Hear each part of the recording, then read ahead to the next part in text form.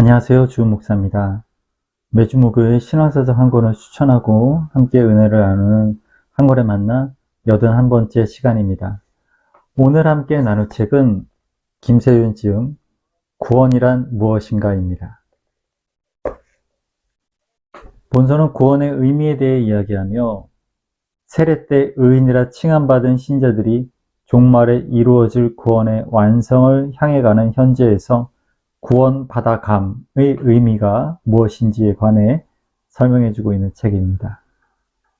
저자인 김세윤 교수님은 싱가포르와 미국 칼빈 신학교, 고든 코넬 신학교와 총신대학교 신학대학원 원장을 역임하시고 미국 플러 신학대학원에서 신약신학을 가르치고 계십니다. 목차를 살펴보겠습니다. 1. 우리가 구원받아야 할 이유. 2. 사람은 스스로를 구원할 수 있는가. 3. 예수의 삶과 죽음과 부활은 구원의 사건이다. 4. 예수의 구속적 죽음에 대한 해석의 성경적 범주들. 5. 하나님의 구원은 어떻게 우리에게 효력을 발생하는가. 6. 구원의 종말론적 구조. 7. 예정과 지키심. 책 속으로 들어가 보겠습니다. 죄의 본질은 하나님에 대한 인간의 옳지 않은 태도입니다. 성경에서 말하는 죄의 개념에는 인간이 창조주 하나님의 피조물이라는 것이 전제되어 있습니다. 인간은 자기 의지에 의하여 그리고 자기 힘으로 스스로 존재하는 자가 아니라 창조주 하나님에게서 생명을 받은 존재입니다. 따라서 인간이 자신의 생명의 영위를 위해 창조주 하나님에게 의존하는 태도가 하나님에 대한 인간의 올바른 태도입니다. 그런데 여기서 하나님께 의존한다는 것은 하나님께 순종한다는 말과 같습니다. 특권은 항상 의무를 수반하는 것이라는 원칙을 내세우며 하나님께 의존할 수 있는 특권을 가진 성도분들은 그분께 순종해야 할 의무가 있다는 설교를 우리는 흔히 듣습니다. 그러나 하나님께 대한 의존과 순종은 이보다 훨씬 더 밀접한 관계를 가지고 있습니다. 사실 하나님께 대한 진정한 의존은 그분에 대한 순종으로 표현되게 마련입니다. 그러므로 하나님께 대한 의존은 곧 그분에 대한 순종이라고 할 수 있습니다.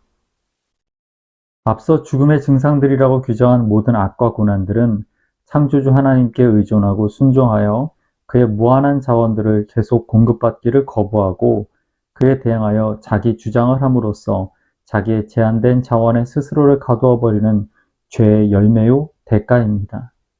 인간은 짧은 시간에 제한된 존재이기에 늙고 병들고 죽는 고난을 겪게 되고 지혜가 제한되었기에 내일 무슨 일이 일어날지 몰라 불안과 근심에 사로잡힙니다.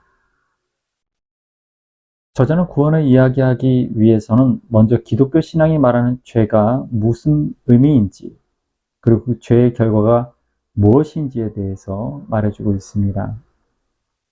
죄의 유무는 하나님과의 관계 속에서 오는 것이기 때문에 그 죄의 해결 역시 하나님과의 관계 속에서 찾아야 한다고 말하고 있습니다. 죄는 삼중적인 소외를 가져옵니다. 하나님으로부터의 소외, 이웃으로부터의 소외, 그리고 진정한 자아로부터의 소외를 가져옵니다. 인간의 본질은 피조물입니다. 인간의 진정한 실존은 창조주 하나님께 의지하고 순종하는 관계에 있습니다. 이것이 진정한 자아입니다. 우리의 자원이 무한하다고 환상을 가지면서 우리를 하나님으로 만들 때 우리가 진정한 자아를 잃어버리는 것입니다.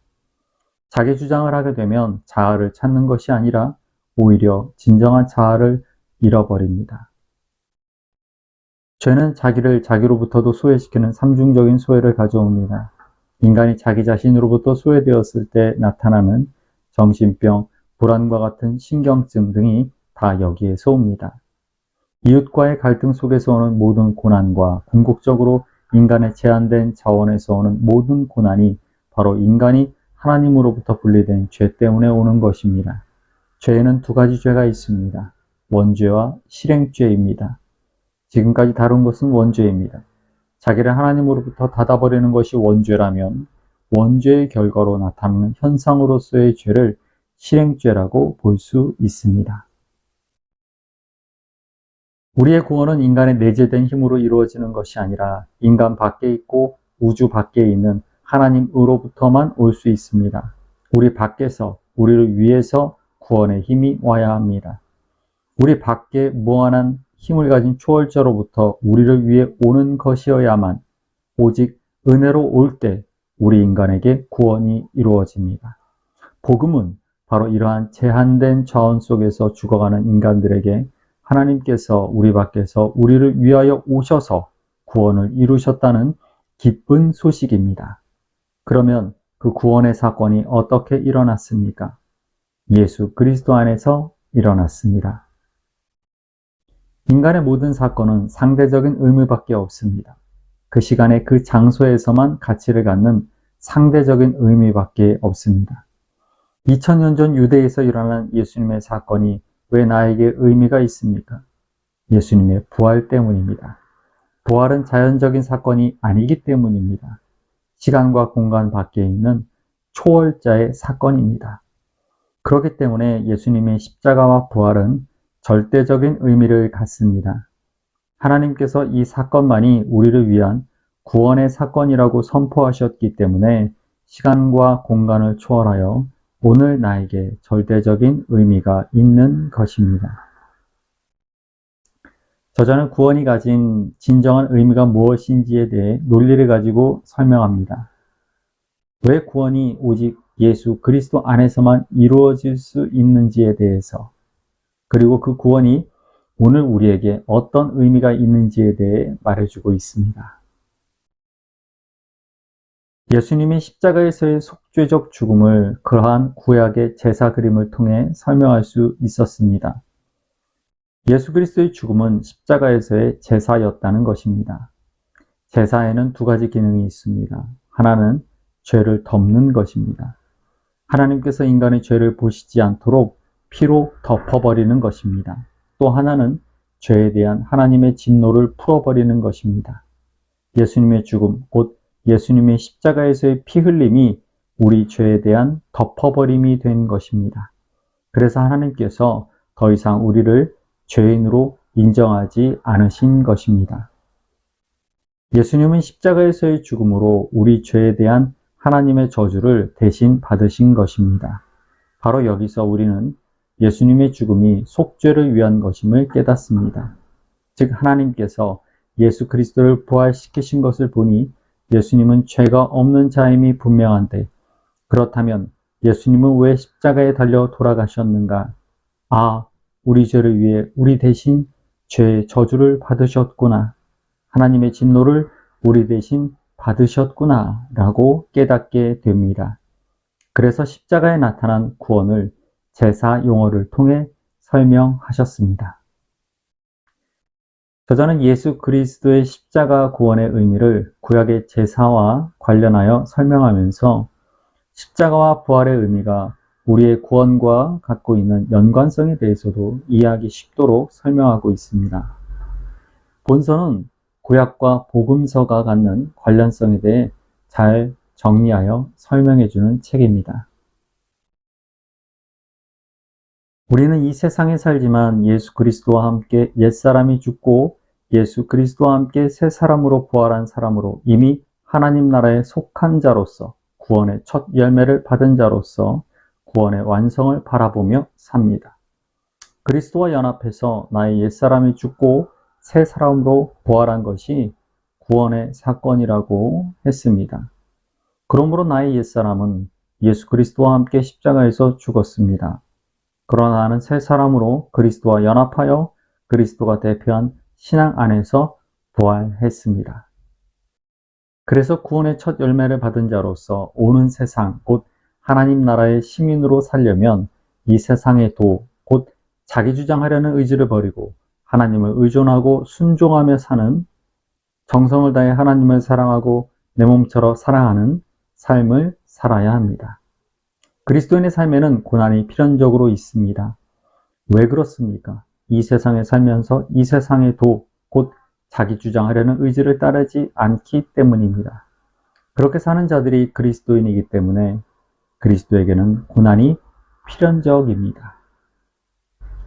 책을 마치면서 저자가 이야기하는 회개하고 예수 믿으면 복받고 천국 간다는 예수 천당식의 값싼 복음이 아니라 십자가를 지고 주님의 뒤를 쫓는 제자의 삶, 구원 받아감의 삶에 대해 나누며 오늘 한 권에 만나 81번째 시간을 모두 마치겠습니다.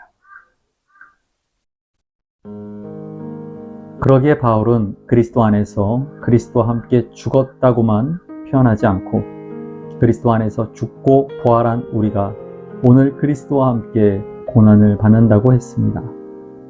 다시 말해 그리스도인의 삶의 고난은 자기 주장하려는 옛사람, 곧 십자가에서 그리스도와 함께 믿음으로 그리스도 안에서 죽은 옛사람이 실제로 죽어가는 과정입니다. 그리스도인의 고난은 다른 말로 하면 이 악한 세상에서 이 세상의 정신과 그 가치관에 순종하지 않고 하나님 나라의 시민으로 살기 때문에 받는 고난이라고 할 수 있습니다. 옛 아담적인 내가 십자가에서 죽은 죽음이 실제 생활에서 실제화되어 가는 것이 그리스도인의 고난입니다. 이것은 그리스도의 부활에 내포되어 부활한 나의 새로운 삶이 마찬가지로 실제화되어 가는 과정이기도 합니다. 이와 같이 이 세상에 살지만 이 세상에 동조하지 않고 오는 세상, 곧 하나님 나라의 시민으로 사는 삶을 제자도라고 합니다. 그래서 그리스도인의 삶에서 오는 고난을 제자도라고 부릅니다. 평안한 저녁 되시고요. 교회에서 뵙겠습니다. 감사합니다.